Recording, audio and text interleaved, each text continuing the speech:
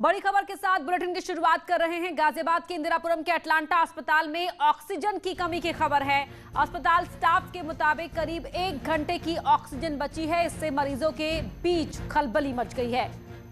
तो 1 घंटे की ही ऑक्सीजन बची है, ये कहना है अस्पताल प्रशासन का। अमित राणा हमारे सहयोगी जुड़ रहे हैं। अमित, क्या स्टेटस है?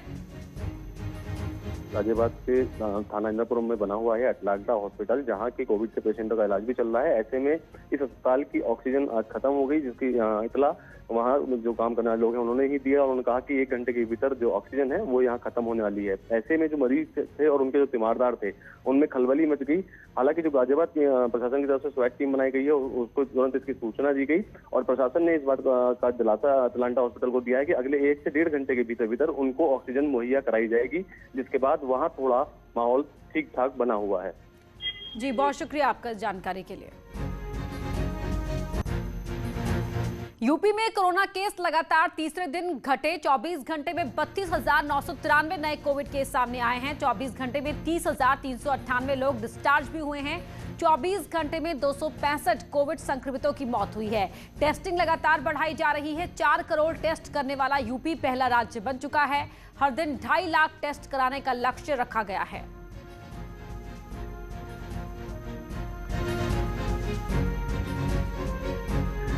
विगत 24 घंटों में संक्रमण के 32,993 मामले सामने आए हैं। ये पिछले दिन की तुलना में लगभग 500 कम है।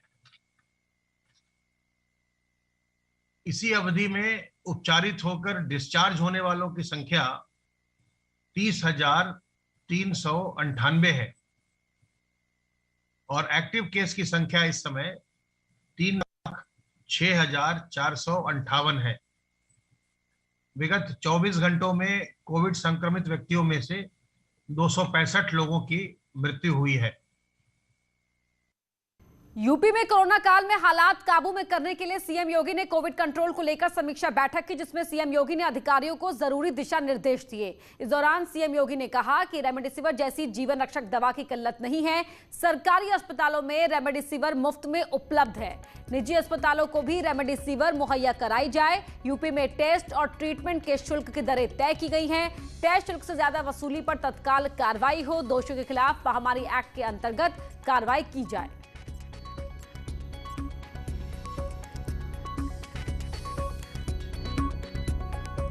प्रयागराज में ऑक्सीजन की कमी जल्द दूर होगी। ऑक्सीजन सिलेंडर बनाने वाली बंद फैक्ट्री जल्द खुलेगी। सरकार की पहल पर काम जल्द शुरू होगा। सरकार ने 3,000 सिलेंडर बनाने का ऑर्डर दिया है। फैक्ट्री शुरू होने से युवाओं को रोजगार मिलेगा।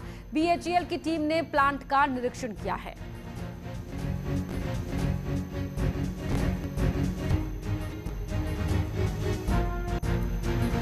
कोरोना काल में आपदा में अवसर तलाश रहे मुनाफाखोरों की अब खैर नहीं है। मुख्यमंत्री योगी के कड़े रुख के बाद अब कानपुर पुलिस ने कालाबाजारी पर लगाम लगाने के लिए शहर में पोस्टर लगाना शुरू कर दिया है, जिसमें जिक्र है कि अगर किसी मेडिकल स्टोर या दुकानों पर एमआरपी से ज्यादा दवाई या दूसरा जरूरी सामान बेचा जा रहा है तो डायल 112 के जरिए जानकारी दीजिए। पुलिस ऐसे मुनाफाखोरों पर नकेल कसेगी। उत्तर प्रदेश में कोरोना के मामले बहुत तेजी से बढ़ रहे हैं। बढ़ते हुए मामलों के बीच कोरोना से संबंधित चीज़ें, चाहे दवाएं हों, ऑक्सीमीटर हो या ऑक्सीजन हो, उसको लेकर के ब्लैक मार्केटिंग की खबरें भी आ रही हैं, जिसको खुद सीएम ने संज्ञान लिया है और इसके बाद मुनाफाखोरों के ऊपर कड़ी कार्रवाई करने के आदेश दिए हैं। आपको बता दें कि कानपुर में पुलिस इसको लेकर के सक्रिय हो गई है और पुलिस जगह जगह पर इस तरीके के पोस्टर्स लगा रही है, जिसमें साफ तौर पर लिखा हुआ है कि यहाँ एमआरपी से अधिक चार्ज नहीं होता है। अगर उल्लंघन हो रहा है तो 112 मिलाएं, हम आ रहे हैं। यानी कानपुर पुलिस ऐसे लोगों पर कार्रवाई करने के लिए पूरी तरीके से तैयार हो गई है जो ओवर चार्जिंग करते हैं, जो इस आपदा में अवसर को ढूंढने का काम कर रहे हैं। हमारे साथ मौजूद हैं एसीपी साहब, उनसे बात करते हैं कि किस तरीके से इसे रोकने का काम किया जाएगा। जिस तरीके से लोग आपदा में अवसर तलाश करके महंगी दवाएँ, महंगे ऑक्सीजन और ऑक्सीमीटर बेच रहे हैं, उनको कैसे रोक लगाएंगे? देखिए, जैसा कि आप जानते हैं, इस कोरोना महामारी के दौर में कुछ शिकायतें इस तरह की मिल रही हैं कि कुछ लोगों के द्वारा कालाबाजारी की जा रही है या कहीं ओवर रेटिंग की जा रही है। इसी संदर्भ में माननीय मुख्यमंत्री जी उत्तर प्रदेश सरकार के द्वारा निर्देश दिया गया था कि हर ज़िले में इस बारे में जो गंभीर से गंभीर जो कार्रवाई हो सकती है, जो कठोरतम कार्रवाई हो सकती है, वो की जाए। इसी श्रृंखला में कमिश्नर ऑफ पुलिस कानपुर नगर के द्वारा इसमें पोस्टर्स छपवाए गए हैं और ये जो पोस्टर्स हैं इन्हें हम जितने भी कोविड सेंटर्स हैं वहाँ पे और उनके आसपास जो मेडिकल स्टोर्स हैं सभी पर इन्हें चिपकवाया जा रहा है। इसमें स्पष्ट लिखा हुआ है कि अगर कहीं भी ओवर रेटिंग होती है आप तत्काल 112 जो कि एक टोल फ्री नंबर है, आप उसे डायल करें, तत्काल पुलिस आपके बीच आएगी और इसमें आवश्यक वैधानिक कार्यवाही सुनिश्चित करेगी। अगले 48 घंटे में पूरे शहर में इस तरीके के पोस्टर और होर्डिंग लगे हुए नजर आएंगे, जिनमें साफ तौर पर कहा गया है कि अगर कोई ओवर रेटिंग करता है तो उसकी शिकायत पुलिस से करें और पुलिस उन पर कार्रवाई करेगी। निश्चित तौर पर कानपुर पुलिस की ये जो पहल है वो सराहनीय है, लेकिन देखना ये होगा ये कितना रंग दिखाती है। श्याम तिवारी, न्यूज़ 18 उत्तर प्रदेश, कानपुर। शाम 4 बजे यूपी में कोरोना के मामलों में क्या अपडेट हैं, जानेंगे अलग अलग शहरों से जुड़े हमारे रिपोर्टर्स से। रंजना लखनऊ से हमारे साथ लाइव जुड़ रही हैं, उपेंद्र द्विवेदी वाराणसी से हमारे साथ लाइव जुड़ रहे हैं, श्याम तिवारी कानपुर से हमारे साथ लाइव जुड़ रहे हैं और आगरा का हाल बताने के लिए आरिफ हमारे साथ लाइव जुड़ रहे हैं। सबके पास जाएंगे, लेकिन उससे पहले हम बात कर लेते हैं मथुरा की, जहां ऊर्जा मंत्री श्रीकांत शर्मा ने अपने विधानसभा क्षेत्र मथुरा में दरेसी और जिला अस्पताल का निरीक्षण किया। इस दौरान मरीजों के तीमारदारों ने सरकार की व्यवस्थाओं की हकीकत से उन्हें रूबरू कराया, जिसके बाद श्रीकांत शर्मा ने सीएमओ को लापरवाही बरतने वालों पर कार्रवाई करने को कहा। साथ ही ऑक्सीजन की बढ़ती डिमांड को लेकर डीएम को जल्द से जल्द ऑक्सीजन प्लांट बनाने के निर्देश दिए हैं। समन्वय की कहीं एक दो जगह कमी दिख रही है, तो अभी डीएम मथुरा को आदेशित किया गया है कि कोऑर्डिनेशन पर्याप्त रहे, किसी भी मरीज को कोई असुविधा ना हो, ज़रूरतमंद लोगों को तत्काल इलाज मिले, ये प्रशासन सुनिश्चित करे। कहीं पर भी कोई मरीज परेशान ना हो, तत्काल प्रभाव से उनको मदद की जाए, ये सरकार की प्राथमिकता है और उसमें सब लोग जुटे हुए हैं। और अब जानते हैं राजधानी लखनऊ का हाल हमारे सहयोगी रंजना से। रंजना, लखनऊ में क्या स्थिति है इस वक्त, जरा बताएं। देखिए, कोरोना काल में जिस तरह से लोग परेशान हैं और जिस तरह से ऑक्सीजन की कमी से जूझ रहे हैं, जिस तरह से लखनऊ के अलावा अगर राजधानी है लखनऊ और जो छोटे छोटे शहर हैं, जैसे गाजियाबाद की खबरें हमने देखी, मथुरा की खबरें देखी, सब जगह जो पूरे प्रदेश में है उसके लिए सीएम ने 39 नए ऑक्सीजन प्लांट लगाने के निर्देश दिए हैं। साथ ही साथ जो 84 टैंकर ऑक्सीजन के हैं यूपी में उनको लगाया गया है, 8 और केंद्र सरकार टैंकर देगी। और इस तरह से देखा जाए तो अगर हम पूरा पिछले हफ्ते की बात करें तो 15,000 बेड बढ़ाए गए हैं। तो इस तरह से सरकार की पूरी कोशिश है कि जो लोग परेशान हैं, लोगों की परेशानियों को कम किया जाए। और जिस तरह से ऑक्सीजन की कमी को दूर करने के लिए पहल कर रही है सरकार, 1000 जो बेड वाले जो हैं हॉस्पिटल, उनको खुद प्लांट लगाने के लिए कहा गया है। तो इस तरह से निर्देशित किया गया और सीएमओ और डीएम पे शिकंजा कसने की बात भी सीएम ने कही है कि इन लोगों पे कार्रवाई होगी अगर लोगों को परेशानी हो रही है और शिकायतें मिल रही है तो इस तरह से देखा जाए तो परेशानी चारों तरफ है। लेकिन इस परेशानी के बीच अगर हम देखें तो मुख्यमंत्री खुद अपनी कमान संभाल चुके हैं, किस तरह से लोगों को, अधिकारियों को निर्देशित कर रहे हैं और ऑक्सीजन की कमी को दूर करने के लिए लगातार कोशिश हो रही है। जी अब रुक कर लेते हैं वाराणसी का। उपेंद्र, सरकार की तरफ से निर्देश पर निर्देश दिए जा रहे हैं। लखनऊ की अगर हम बात करें तो वहां से लगातार एक नोटिस निकल रहा है कि पूरे हालात पर नजर है, खुद मुख्यमंत्री की जवाबदेही और जिम्मेदारी तय की जा रही है। लेकिन ग्राउंड पर आप हैं, क्या वाकई ऐसी स्थिति नजर आ रही है वहां पर?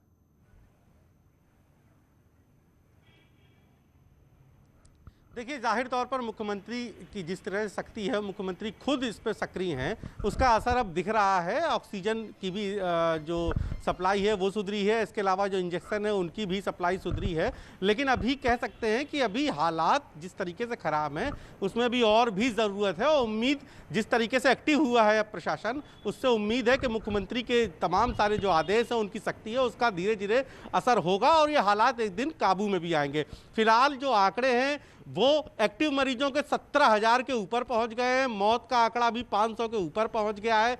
इसके अलावा 1,500 मरीज आज फिर करीब निकले हैं। तो ऐसे में मरीजों की संख्या कम नहीं हो रही है। और अंदाजा आप ऐसे लगाइए कि सिर्फ 28 दिन में जितने केस निकले हैं उतने केस 1.5 साल में भी नहीं निकले। तो ये तो जाहिर है कि जो है हालात बहुत बेहद जिसे कह सकते हैं ख़राब है और उसमें कोशिश लगातार की जा रही है। और जो अगली उम्मीद है वो बोकारो से जो ऑक्सीजन एक्सप्रेस चली है, जो अब अगला बोकारो से जो चली है ट्रेन, उसमें एक टैंकर अब फिर वाराणसी को मिल सकता है। इसके अलावा जो है कुछ नए जो पुराने प्लांट्स थे उनको फिर से चालू करने की कवायद की जा रही है, कुछ जो प्लांट थे उनकी क्षमता बढ़ाई जा रही है। तो ऐसे तमाम सारी कोशिशें की जा रही हैं कि जिनके जरिए मरीज को इलाज मिल सके, मरीज को सही से दवा मिल सके, ऑक्सीजन मिल सके, इंजेक्शन मिल सके, जांच हो सके। तो ये तमाम सारी तैयारियां, और इस तैयारियों के बीच में अब जो 18 साल से के लोगों को जो टीकाकरण होना है उसकी भी तैयारियों ने अब जोर पकड़ा है। तो अभी ये तो नहीं कह सकते कि हालात बहुत खराब हैं, लेकिन अभी ये भी नहीं कह सकते कि हालात बहुत अच्छे हैं। बिल्कुल, कानपुर का हाल जान लेते हैं। कानपुर की अगर बात करें शाम, तो कानपुर में एक तरफ जहां कोरोना की मार है तो दूसरी तरफ कालाबाजारी का भी वार है। वहां पर इस वक्त क्या हालात बने हुए हैं आप? बिल्कुल, कानपुर में भी जो हालात हैं वो अभी लगातार बिगड़ते चले जा रहे हैं। आपको बता दें जिस तरीके से मुख्यमंत्री लगातार मामलों का संज्ञान ले रहे हैं और वो कह रहे हैं कि किसी तरीके की कोई कमी नहीं है, निर्देश भी दे रहे हैं अधिकारियों को। ऐसा लगता है कि कानपुर में जो अधिकारी हैं वो सीएम को खुद गुमराह करने का काम कर रहे हैं, क्योंकि धरातल परिस्थिति ये है कि यहाँ पर बीमार लोगों को अस्पतालों में बेड नहीं मिल पा रहा है।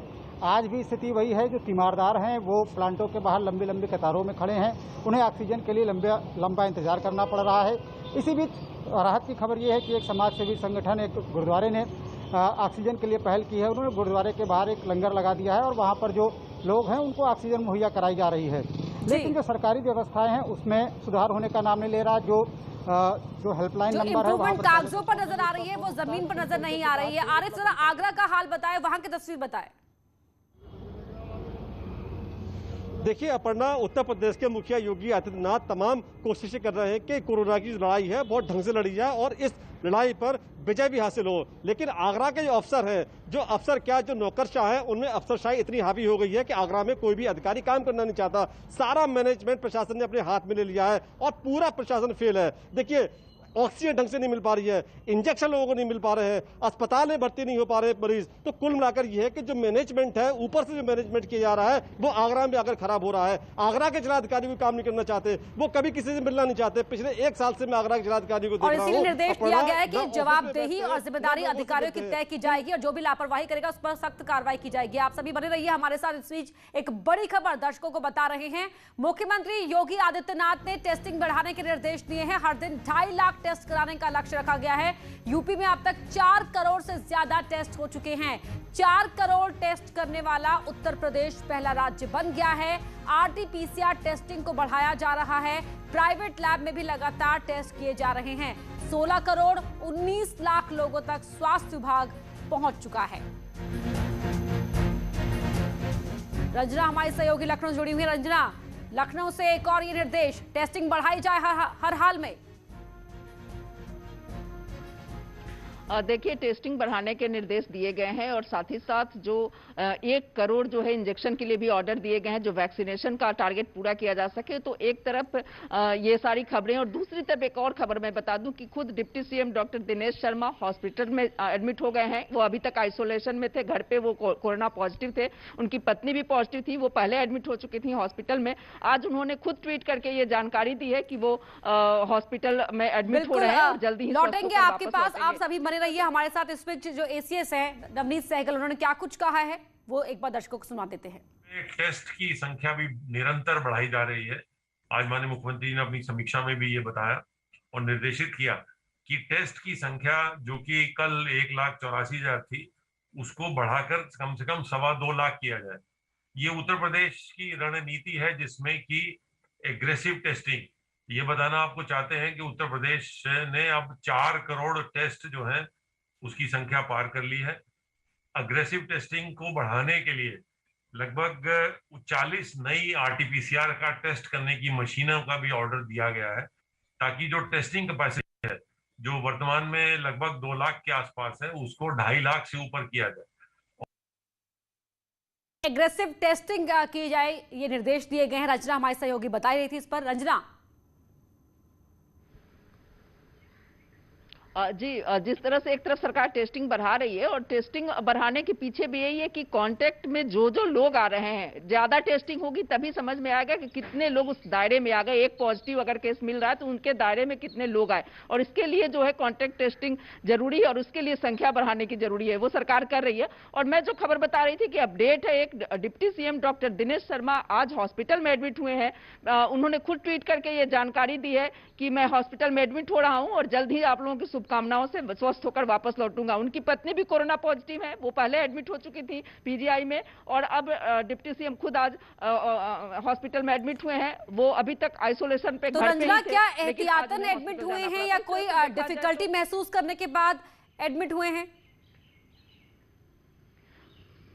देखिए, वो आइसोलेशन में थे और उनको कुछ प्रॉब्लम हुआ है, जिसके चलते उन्होंने इस पे पहल की है कि वो हॉस्पिटल में एडमिट हो जाए तो बेहतर है, क्योंकि आइसोलेशन में अभी तक वो अपने आवास पर ही थे। उनकी पत्नी को थोड़ी बहुत प्रॉब्लम हुई थी, तो जिसके चलते उनको पीजीआई में एडमिट कराया गया था, लेकिन आज वो खुद भी एडमिट हो गए हैं। जी, बहुत शुक्रिया रंजना आपका इस पूरी जानकारी के लिए। तो जहां एक तरफ यूपी सरकार की तरफ निर्देश दिए गए हैं कि एग्रेसिव टेस्टिंग की जाए और 4 करोड़ टेस्ट करने वाला यूपी पहला राज्य बना है। फिलहाल रुक रहे एक छोटे से ब्रेक के लिए, जल्द लौटते हैं।